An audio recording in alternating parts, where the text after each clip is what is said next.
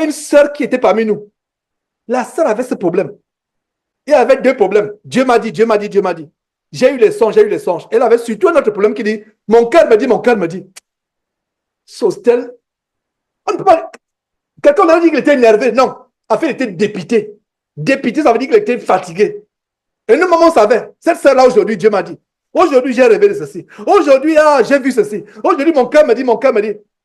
Sostel a sorti le verset qui dit que, sœur, tu vas arrêter définitivement avec l'histoire de Dieu m'a dit. Mon cœur me dit. Lisons ce verset. Sostel lui a lu le verset qui dit que le cœur de l'homme est tortueux. La sœur a été transpercée. Depuis ce jour-là, il n'y a plus eu de Dieu m'a dit. Il n'y a plus de Dieu m'a dit. Et le cœur a été brisé. Parce que Dieu m'a dit, mon cœur me dit. Donc, ton cœur là, tu ne sais pas qui est ton cœur. Qu'est-ce qui est ton cœur? Dieu m'a dit, Dieu a fait ceci. Dieu m'a dit, Dieu a fait ceci. Le cœur de l'homme est tortueux. Donc, cesse de dire Dieu m'a dit. Et en passant, je crois que c'est dans Jérémie chapitre 17, verset 9. Notez ce verset. Le cœur de l'homme est tortueux et il est méchant. Attends, je vous lis même ce verset. Le cœur de l'homme est tortueux, il est méchant par-dessus tout. Jérémie chapitre 17, verset 9. Le cœur de l'homme est tortueux par-dessus tout. Il est méchant. Qui peut le connaître? Notre cœur va cesser d'avoir ces qualificatifs seulement au retour de Jésus-Christ. Tant que nous sommes encore sur terre, voilà la condition de votre cœur, vous et moi. C'est pour cela qu'il est dit, seront transformés par le renouvellement de l'intelligence. Frères, sœurs, si de ces enseignements excellents que Dieu nous donne, la gloire à Dieu par Georges, des frères excellents et des sœurs excellentes pouvaient sortir, je me réjouirais. Je souris même parce que j'anticipe déjà la joie des merveilleux frères, avec une merveilleuse communion que nous aurons, j'anticipe cette joie. Regardez ce verset, analysons ce verset. Le cœur de l'homme est tortueux par-dessus tout. Français, ou vous qui êtes vraiment dans la langue française, le mot tortueux par-dessus tout. En anglais, on dira above all, above all, above all. En anglais, above all. Ça dit que ton cœur là est tortueux. Donc quand tu dis, mon cœur me dit, mon cœur me dit que le frère est en train d'abandonner sa femme. Sœur, frère, ton cœur est tortueux. Par-dessus tout, ne crois pas ce que ton cœur te dit. Mon cœur me dit que l'enfant de ce frère-là est en train de se rebeller à cause de ceci. Mon cœur me dit que la femme du frère qui est en Belgique est partie à cause de cela. Mon cœur me dit que non. Voilà la révélation. Sostel nous a ouvert les yeux sur ce verset. Il dit, waouh! Ça a jailli. Donc, il était fatigué. C'était une sœur. Mon cœur me dit, il s'est retourné comme. Quand on dit souvent que Jésus se retourna, il a regardé en assemblée la sœur et dit, sœur, allons un peu dans cette écriture. Lisons cela. Donc, je suis en train de vous amplifier ce que le frère Sostel avait enseigné en assemblée. Le cœur de l'homme est tortueux par-dessus tout. Ça veut dire que ça... Je pense que, mettons, il y a certains parmi nous qui ont besoin de mettre ce verset sur une pancarte, mettre au salon.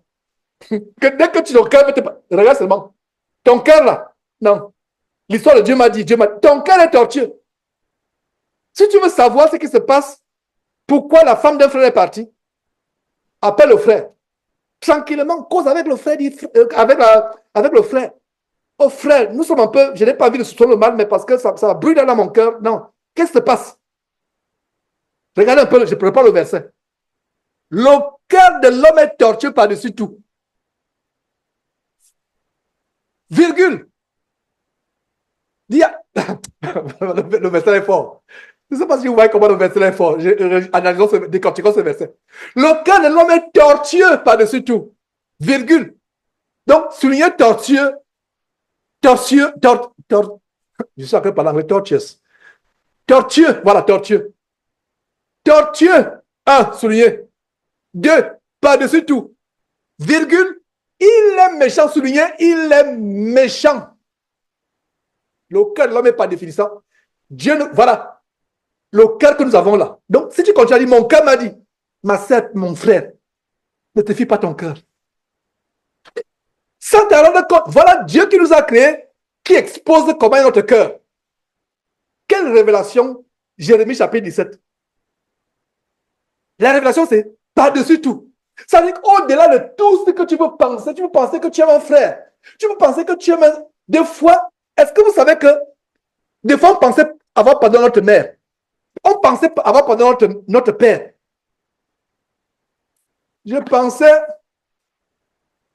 Conforte, je vais faire une révélation aujourd'hui. Je pensais avoir pardonné à ma belle-mère, mais Dieu m'a convaincu ces derniers jours que non, je ne lui ai pas encore pardonné véritablement, qu'il y a encore de l'aigreur dans mon cœur vis-à-vis d'elle. Voilà le cœur de l'homme. Et moi, je viens de me dénoncer.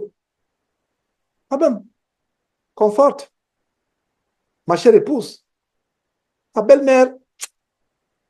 Ah, mais j'avoue aujourd'hui que je pensais lui avoir pardonné, non. Dieu m'a convaincu il y a quelques jours que, Georges, ton cœur est tortueux par-dessus tout. Il est méchant. Il est méchant. Et je dois faire un effort.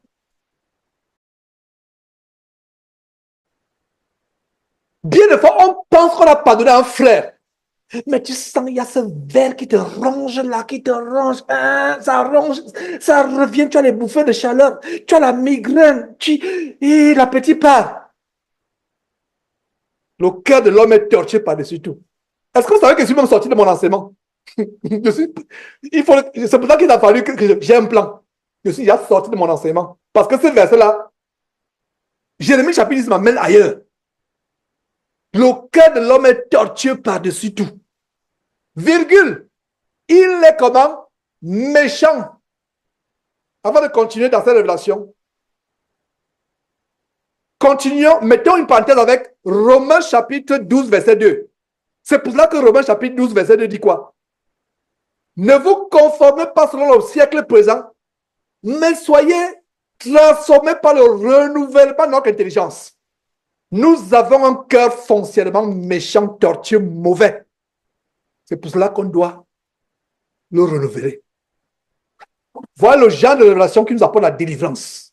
Donc, sœur, à partir d'aujourd'hui, tu ne diras plus que je pense que mon cœur me dit que les pensées de l'homme sont l'une des armes que Satan utilise. Fais attention à tes pensées. Fais attention à ton cœur. Tes pensées ne sont pas la preuve suprême que ce que tu dis est vrai. Pourquoi? On a la révélation que le cœur de l'homme est comment? Tortueux comment? Par-dessus tout, et qu'il est comment? Il est méchant. Ça ne s'arrête pas là. Le verset continue et termine en disant ceci. Il peut le connaître. Ça dit que souligner bien jusqu'à m'éviter de ne pas effacer le verset. Parce qu'il y a les frères, ils soulignent tellement que tout le verset a disparu. Tellement avec le zèle de souligner tout.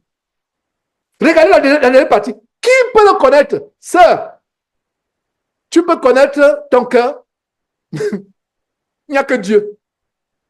Qui peut le connaître? Ah, je pense que mon cœur me dit que je pense que à partir d'aujourd'hui, les communions des saints seront fortes quand il n'y aura plus l'histoire que mon cœur me dit. Normalement, nous, on devait être chapitre et verset. Parlons les uns aux autres avec un verset ouvert. À partir d'aujourd'hui, les choses iront mieux. Ne parlons plus avec mon cœur me dit. Pire encore, j'ai rêvé. Dieu peut nous parler par les rêves. C'est vrai. Mais quand ça devient chronique, comme cette sœur de Houston, sœur, chaque fois, ton cœur, lisons ce verset. Le cœur de l'homme est tortueux par-dessus tout. Qui peut le connaître? Il est méchant. Donc, je reviens à ce qu'il disait que, à cause de notre cœur, qui est tortueux par-dessus tout, qui est méchant, nous pouvons être des agents conscients, inconscients, des agents inconscients de Satan pour détruire la communion fraternelle parmi les frères. On peut s'atteler à détruire la communion fraternelle sans nous en rendre compte. Il y a un zèle. C'est pour ça que nous devons veiller les uns parmi les autres. Et moi, par exemple, je vous donne l'exemple dans mes rapports avec mon épouse. Il y a des fois, non, il y a des choses, nous nous exhortons. Ça, tu peux exhorter un frère. Exhorter, c'est encourager. Non, vraiment, ce n'est pas le cœur que tu dois avoir, frère, vis-à-vis de ta belle-mère. Est-ce que ça peut me le dire? Oui, elle m'a pensé. Elle dit non. C'est pas, soit elle t'a fait du mal, mais s'il te plaît, pardonne. Une sœur peut le faire. Maintenant, elle ne va pas sortir, commencer à ouvrir la Bible, Georges. Bon, je vais t'amener justement à Jérémie, que toi, tu avais partagé, lisons encore cela. Non. Elle me dit, non, frère, sois courageux, patiente. Voilà comment je viens de dévoiler publiquement. Comment Dieu m'a convaincu ces quelques jours que non. À un moment, il dit que j'ai pardonné à ma belle-mère, j'ai pardonné. Non. À un moment. Regardez tout le bien qu'on lui a fait, comment on l'a reçu ici. Mais Satan l'utilise. J'ai compris. Mais il y avait cette aigreur. Et je pensais qu'elle était. Mais à un moment, Dieu révèle. Vous voyez comment? Je meurs avec ces pensées au cœur. Je vais aller au ciel. Avec quoi Jésus commence sa prédication en Matthieu chapitre 5. Heureux ceux qui ont le cœur pur, ils verront Dieu. Ça veut dire quoi? Je vous ai dit qu'il n'y a pas plus logique que la Bible. Ça veut dire que s'il y a la moindre impureté dans ton cœur, tu ne verras pas Dieu. C'est clair, mes frères? Soyons vraiment encouragés, soyez bénis. Soyez bénis. Rendons grâce à Dieu vraiment pour ces révélations. Dieu nous aime. Dieu nous aime. Nous connaissons tous la parole de Dieu, nous la lisons tous les jours, mais à un moment, il faut aller en profondeur. Et voilà un verset, Jérémie chapitre 17, verset 9 qui nous a aidé à aller en profondeur dans la parole de Dieu. Aller en profondeur. Alors, commençons dans la première partie. Quelques signes et manifestations de la décision de la communion fraternelle. Regardez un peu les signes. Rapidement, nous connaissons ces signes. Je ne vais pas m'y atteler. Alors, dans Galates chapitre